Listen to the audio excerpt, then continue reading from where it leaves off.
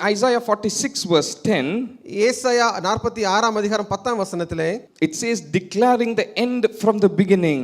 அந்தத்தில் உள்ளவைகளை ஆதி முதற்கொண்டு வெளிப்படுத்துகிறவர். So Jesus is our God who knows the end from the beginning. ஆகவே இயேசு கிறிஸ்து நம்முடைய ஆண்டவராக இயேசு கிறிஸ்து அவர் அந்தத்தை அவர் ஆதி முதற்கொண்டு அவர் அறிந்திருக்கிறார். He declares the end from the beginning. அவர் அந்தத்தில் உள்ளவைகளை ஆதி முதற்கொண்டு அவர் வெளிப்படுத்துகிறதான தேவனாக இருக்கிறார். Because he is Alpha.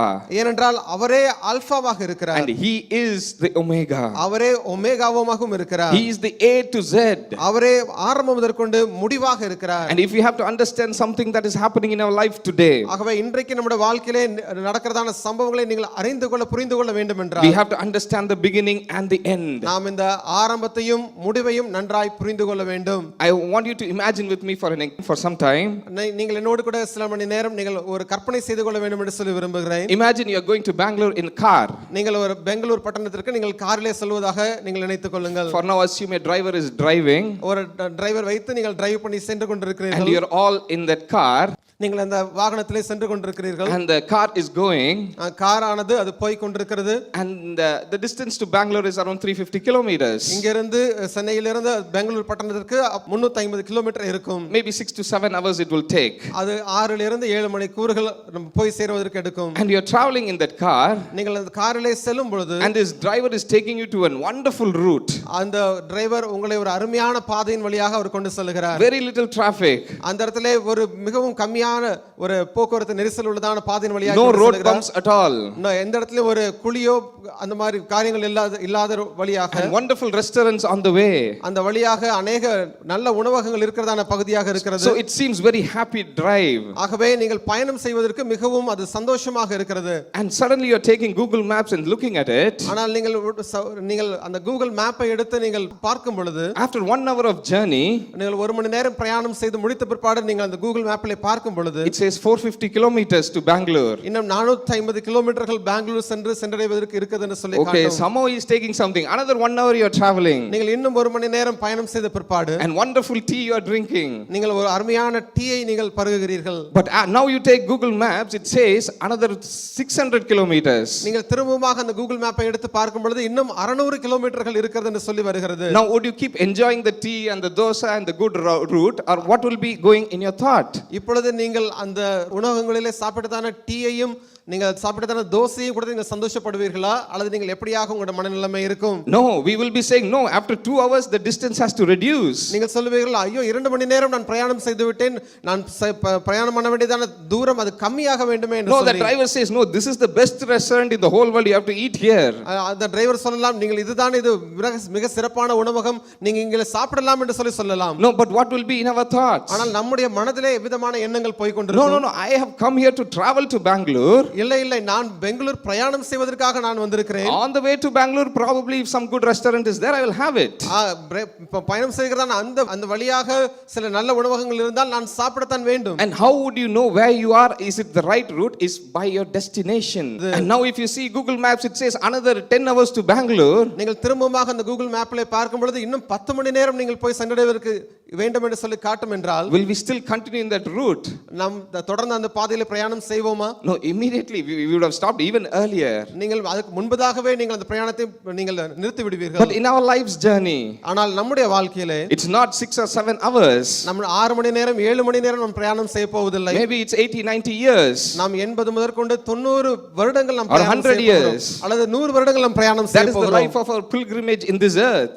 நம்ம இந்த உலகத்திலே வாழ்வதற்கு எத்தனை காலம் நியமிக்கப்பட்டிருக்கிறதோ. and how do we measure where are we digressing from the route or are we going towards நாம் பிரயாணம் பண்ணுகிறதான இந்த வாழ்க்கை பாதையிலே நாம் வழிவிலகி சென்றிருக்கிறோமா அல்லது நேரான பாதையிலே செல்கிறோமா என்பதை நாம் எப்படியாக நாம் அறிந்திருக்கிறோம்? because Jesus is saying I am alpha I am omega. என்றால் இயேசு கிறிஸ்து சொல்கிறார் நான் அல்பாவாகவும் ஒமேகாவாகவும் இருக்கிறேன். I am the ending. நானே முடிவாக இருக்கிறேன். and the Bible says you have to run this race looking unto Jesus the author and the finisher of our faith. வேதவசனம் சொல்கிறது நம்முடைய விசுவாசத்தை தொடக்குகிறவரும் முடிக்கிறவருமான இயேசு கிறிஸ்துவை பார்த்து நாம் ஓட வேண்டும் என்று சொல்லி. so when we started this race ஆகவே நாம் இந்த ஓட்டத்தை நாம் ஓடிக்கொண்டிருக்கிறோம். so where are we in this race today? இந்த வாழ்க்கையின் ஓட்டத்திலே நாம் இன்றைக்கு இந்த பகுதியிலே நாம் இருக்கிறோம். are we closer to omega more than when we started? நாம் இந்த ஒமேகாவா இருக்கிறதான இயேசு கிறிஸ்துவினிடத்திலே நெருங்கி சென்றிருக்கிறோமா ஆரம்பித்தது முதற்கொண்டு? Or are we like many people are not caring at all? Where I am going, yeah, I'm enjoying the road, I'm enjoying the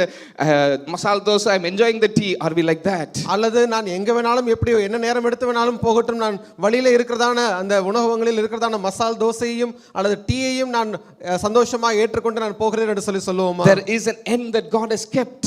தேவன் நமக்கு ஒரு முடிவை அவர் வைத்திருக்கிறார். And Jesus is saying, I am the end. இயேசு கிறிஸ்து சொல்கிறார், நானே முடிவாக இருக்கிறேன். I am the beginning. நானே ஆரம்பமாக இருக்கிறேன். Sometimes it's beyond, it's very tough to understand this concept. இது சில சமயம் நம்முடைய மனதிற்கு இது புரியாத காரியமாக தோன்றலாம். That how can Jesus himself be the beginning and himself be the end? எப்படி இயேசு கிறிஸ்து தாமே அவர் ஆரம்பமாகவும் முடிவாகவும் இருக்க முடியும் என்று சொல்லி. So in this life's journey, நம்முடைய வாழ்க்கையின் பாதையிலே it is the end that we are looking unto.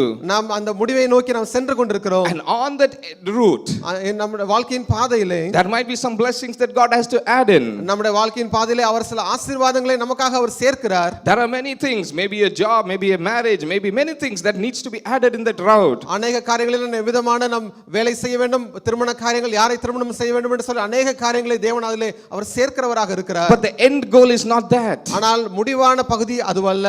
Is there some end in our life that is beyond God for us? Is there something in our life? நம்முடைய வாழ்க்கையில் இருக்கக்கூடியதான காரியங்கள், is some end in our life that we are expecting? நம்முடைய சில முடிவை நாம் எதிர்பார்த்து காத்து கொண்டிருக்கிறோம். Is it greater than God himself? அது தேவனை பார்க்கலும் அதிகமான காரியமா? Because God is saying, I am the Omega. ஏனென்றால் தேவன் சொல்கிறார், நானே ஒமேகாவாக இருக்கிறேன். I am Alpha. நானே ஆல்பாவாக I இருக்கிறேன். am Omega. நானே ஒமேகாவாக There இருக்கிறேன். cannot be anything in our life that ends without God. தேவன் இல்லாமல் நம்முடைய வாழ்க்கையில வேற எந்த காரியங்களும் அது நடக்க முடியாது. When God becomes our end, தேவன் நம்முடைய முடிவாக இருக்கும் பொழுது, when God becomes our destiny, தேவன் நம்முடைய முடிவாக இருக்கும்போது, and when we keep our path, oh it's Bangalore, I need to go, okay I'm progressing well, நாம் அந்த பெங்களூர் பட்டணத்துக்கு நான் போகிறேன், நான் சரியாகத்தான் போய் கொண்டிருக்கிறேன் என்று சொல்லி நாம் சொல்லுவோம் என்றால், and God says seek ye first the kingdom of God, தேவன் சொல்வார் முதலாவது தேவனுடைய ராஜ்யத்தை தேடு, and all other things shall be added to us. மற்ற எல்லா காரியங்களும் உனக்கு கூட கொடுக்கப்படும். But Jesus is saying I am Alpha, ஆனால் இயேசு கிறிஸ்து சொல்றார், நானே ஆரம்பமாக இருக்கிறேன், and I am Omega. நானே முடிவாக இருக்கிறேன்.